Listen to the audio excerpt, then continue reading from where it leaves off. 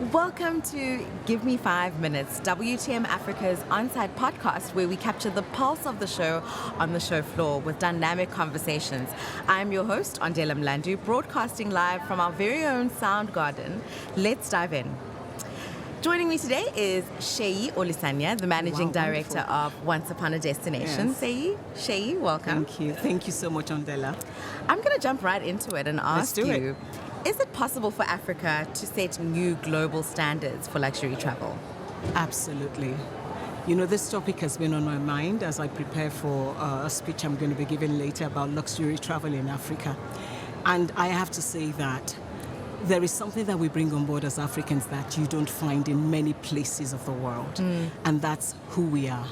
Our warmth, our personality, our cuisine, the fact that we're just so hospitable. Yeah. That can't be replicated anywhere else. And, you know, I am one that advocates for us just being authentically ourselves and not try and make what we offer like it is in the Western world. Because otherwise we dilute who we are.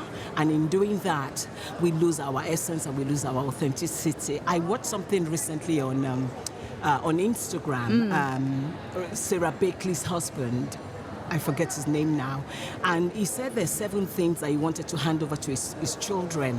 And number 7 was that they are to travel twice in their lifetime. If they don't do anything else, they must travel twice in their lifetime. And he said, if you're going to travel twice, travel to Africa 2 times. Oh, beautiful. Those 2 times. And I thought, what more can I say? Completely encapsulate what we are about it. And he was trying to sort of articulate what he felt when he came to Africa. He said, I just can't explain it. And the Africa, the warmth, the food, the way that they are, the animals, so let's just be who we are. We have already set a standard and we don't need to prove anything. Yes. Let's just keep being who we are. Yeah, Africa does have that thing. It's almost palpable. It's like an energy palpable. of, it's our people. Yes. It's our, like you mentioned, our cuisine, just who we are. Someone was saying about, when we go as Africans to other places, what makes us who we are. So you don't need to just be yourself. Yeah. And that draws people to, because you cannot find a replica of that anywhere else in the world. That's so true. That's what makes us authentically African. That spirit of Ubuntu. Absolutely. I'd love to also know from you, you do have a talk later on today. Can inclusive luxury deliver real impact? I've been mulling over this for since I was given the topic. I've done a bit of research.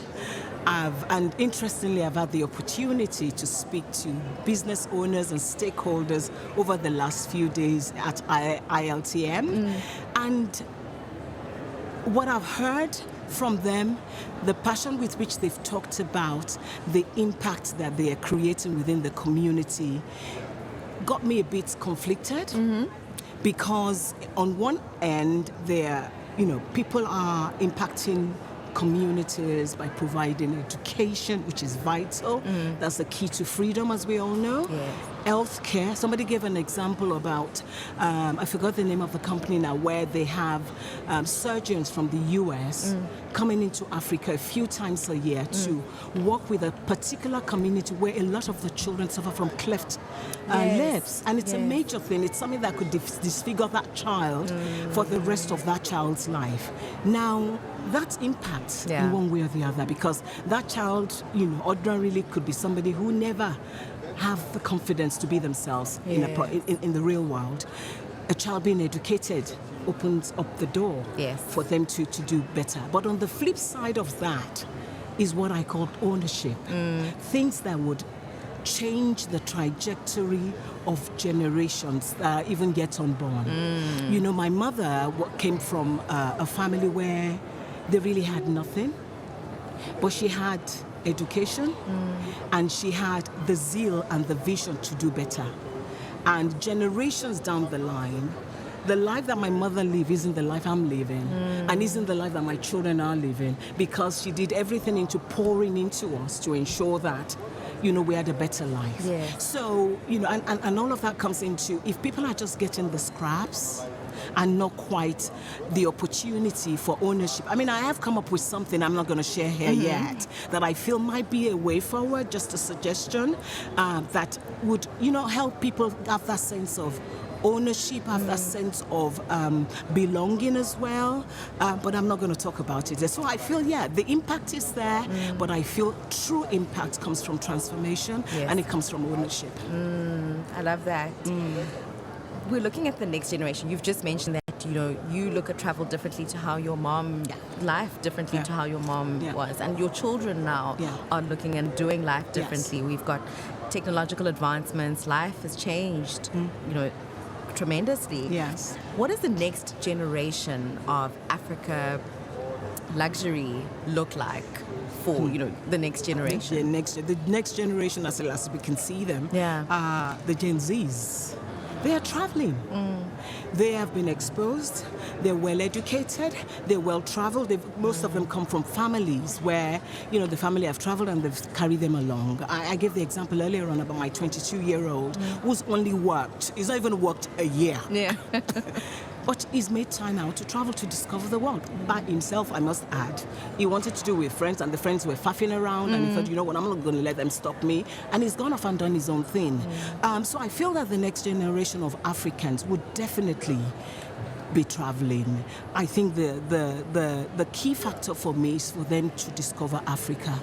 A lot of them are traveling to the Western world. A lot of money is going towards that way, and where I feel it should be coming back home. Yeah. And the money is there for them to do so. The flip side of that, which I've also said to you, is that with the development of AI and a lot of them being antisocial, they like to keep to themselves, they connect with themselves on technology. It might be that these children are not leaving home and they're creating a virtual world. So a child in America, for instance, could find himself in Madagascar through the virtual world. So that's the other flip side of this. So this is where now travel owners, travel business owners now need to embrace technology so that they are at the forefront. If they're going to be providing virtual tours, they are at the forefront of doing that, So, It's exciting, isn't it? It is very exciting. The future of travel, where the world is going, Yes. and all the opportunities that lie ahead, especially for this continent. Yes, And absolutely. what a remarkable thing to be a part of. And I feel that, I'm so sorry to cut you, I feel that Africa is positioned perfectly with everything that is happening in the world right now. And I'll give a good example. In fact, two examples. I've had two clients who were going to go to the West on holiday, big budget holiday, and they've had to redirect their footsteps back to Africa because of the tension in the nothing is happening in Africa. Touch wood, it will not come here. Yes. But it's bringing business towards this way, and they're more open to it because of that. All the exciting opportunities that lie ahead. And you get to be a part of that through your business, Once Upon a Destination. It's very exciting. Wishing you all the best for your talk later. And onwards and upwards. Let's elevate Africa. Thank you. Thank you very much. Turn any space into a content powerhouse. With Orange Orbit's mobile podcast studio, we bring the full setup to you. Professional mics, multi-camera video, and an on-site technician. Perfect for exhibitions, events, and brand activations. You focus on the conversation. We handle the rest. Recording, editing, and delivery ready for your channels. Orange Orbit Productions. Real conversations, real content, anywhere.